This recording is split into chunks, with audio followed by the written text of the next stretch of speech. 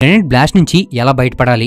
ఒకవేళ grenade sudden గా మీ కాళ్ళ కింద పడితే మిమ్మల్ని మీరు బతికించుకోవడం కోసం ఏం చేస్తారు? చాలా మంది సహజంగా ఏం చేస్తారంటే దాన్ని వెంటనే తీసుకుని దూరంగా విసిరేద్దామని అనుకుంటారు.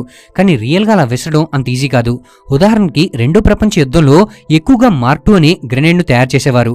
ఎవరైనా ఈ గ్రెనేడ్ యొక్క పిన్ తీసి మీ మీదకి విసిరితే పిన్ తీయగానే ఈ గ్రెనేడ్ లో ఉన్న ఫ్యూజ్ మండడం మొదలైన 4 సెకండ్ల తర్వాత ఈ గ్రెనేడ్ పేలిపోతుంది.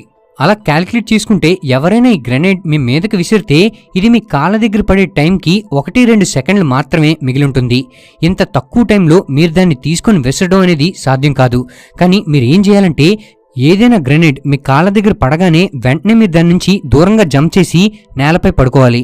ఒక నార్మల్ పర్సన్ 1-2 సెకండ్లో 4-5 మీటర్ల దూరం కవర్ చేయగలడు. ఈ మార్క్ 2 గ్రెనేడ్ దానిపై ఉండే ఈ గ్రూవ్స్ వల్ల ఇది 40 ముక్కలుగా అన్ని వైపులకు పేలుతుంది. మీరిలా నేలపై పడుకోవడం వల్ల మీకు జరిగే నష్టం